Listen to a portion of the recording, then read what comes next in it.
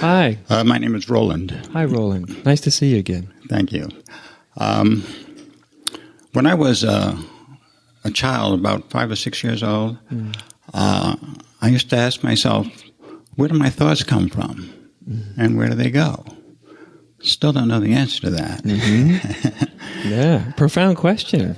5-year-old. And then I would have this question also. There ought to be nothing. How come there's all this something? Ah, yeah. And then one day, I was about 6 years old. I was out playing. It was in the summertime. I had this yearning, hungry feeling, as if I had everything there was to have in the world. Mm-hmm. I would still have that hungry, yearning feeling. So I went in. I talked to my mom about it. She just patted me on the head. I asked her, what do you do when you have everything there is to have and you still want something more? Ah, yeah. So this kind of followed me all through grade school, high school. And I did sports, chased girls, did all the things that people do. Mm-hmm. But I knew that none of that was it. Yeah. Then when I was about 19 years old, I almost drowned. Maybe I did drown, I don't know. But at any rate, in the process, I discovered that I was everything, and everything was me. Yeah. That everything is perfect, exactly as it is. All the horrors of history, somehow perfect. Yeah. As irrational as that sounds. Yes. I also realized that I knew everything there is to know. I experienced being God. Now, I grew up in the Bronx, and there weren't too many people I could talk to about that then. No, I don't imagine so, yeah. But that answered my earlier question. Yeah. See, it was like that was my koan. And then, but my next question was, since I felt this is what really human beings are trying to evolve to, this state of consciousness, where do I go from there? I can't drown myself again. That's not going to work. Right. And then I discovered a book by D.T. Suzuki called Zen Buddhism. Yeah. And I read it. I didn't know what it was about, but something in me knew what it was about. And eventually I found a Roshi to work with, Adyashanti Roshi. Yeah. My teacher worked with Adyashanti too. I met Arvis there. Ah. We've done many sessions together. Ah, I'm not surprised. How nice. So, so I sat on the cushion staring at the wall for a long time. And I had one other experience after about 8 years like that. But then I just kind of, the wind went out of my sails. And then a very good friend of mine told me that I should check you out. And so the last 2 times you were in Mill Valley, I went to hear you speak. And I bought your book, I think it was your first book. Yeah. And I was just amazed at how you had expressed your experience, which had been sort of my experience, but it was like something that happened out there. This was not a part of life. This was something that happened occasionally. And whereas you have integrated it, and you're sort of walking your enlightenment.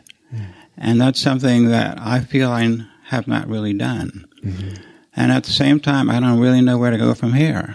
And so my question is, what suggestions you would have?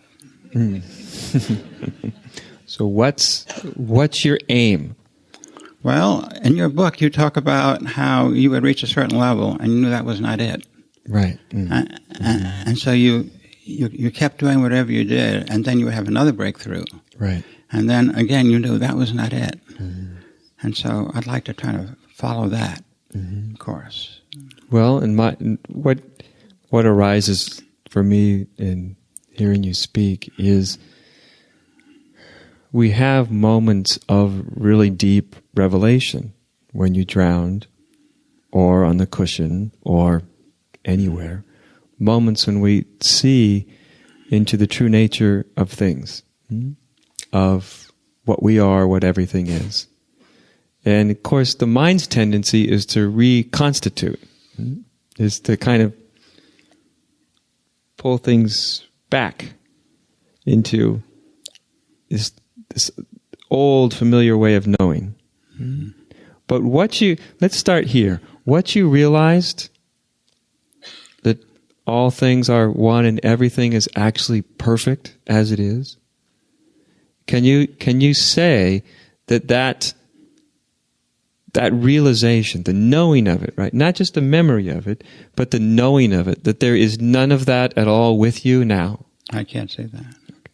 So here's my suggestion then. What happens when you just, without grasping it or trying to duplicate an old experience at all, but just what you just said to me, oh, it's not actually completely absent.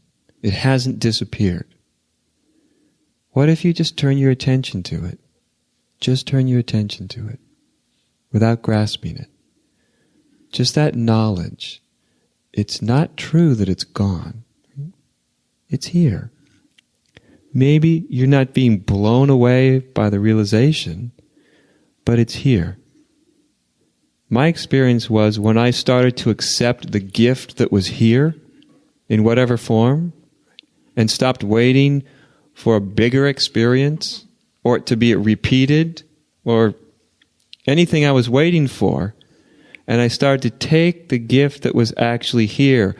It brought me out of denial, this sort of subtle denial that what I realized is gone. That's a denial. Because every time you look really close, you realize it's not actually gone. What if I give my attention to what's not actually gone?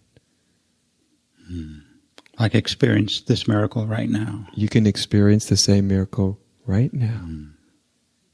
Right? And because that's the step.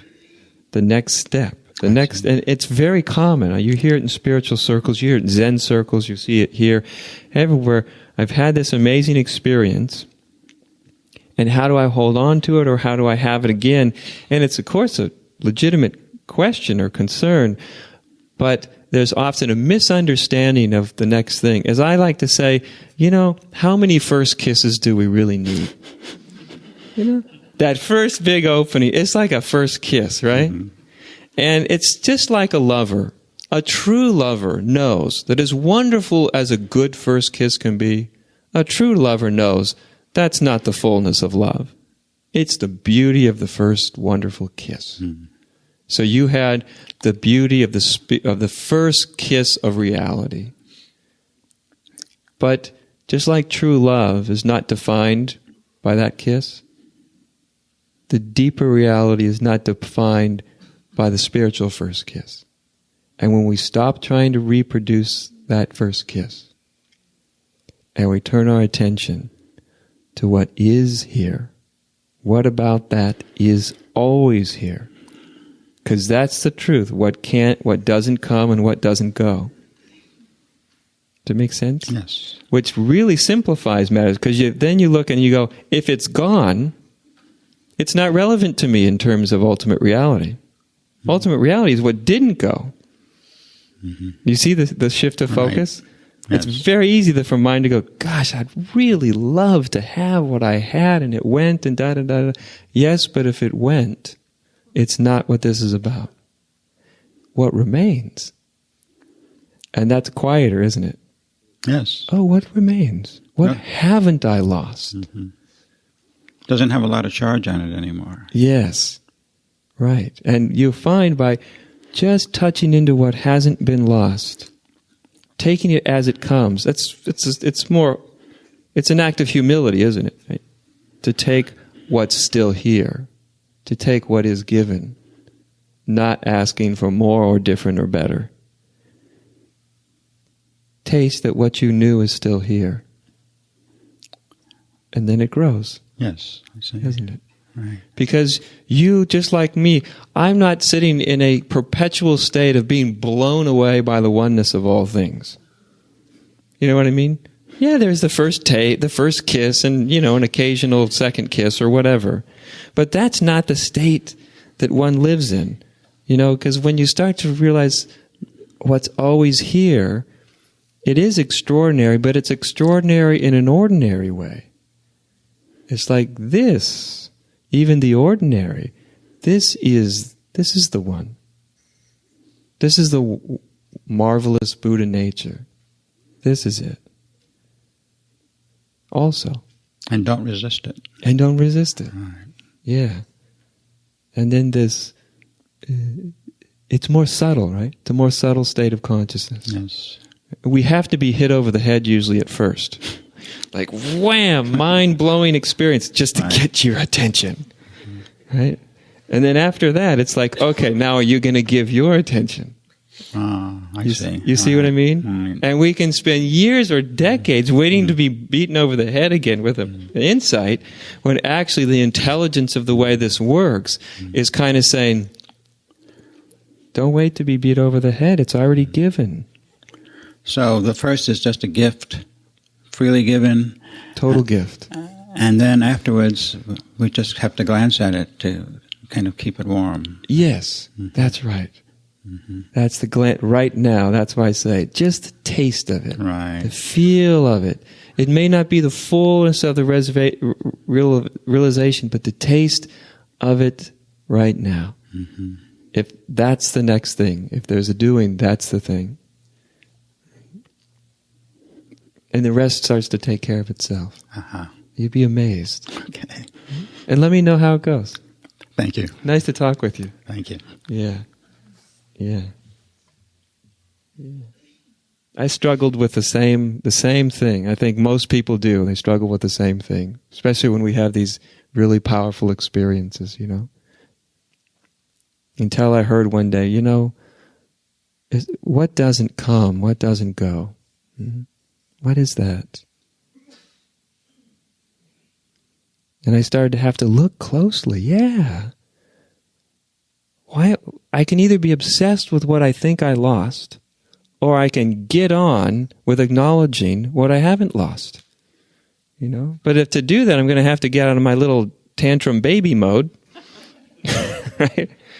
And my spiritual seeker mode that keeps denying everything that's been seen, and switch over to this place of it's more humbling, is to acknowledge what is given, to acknowledge that what was seen is still seen, although you may not be blown away by it. And doing that, it sort of grows. You know, it's like a fire you're just blowing on. So, and it grows, and it grows. And it becomes just what is.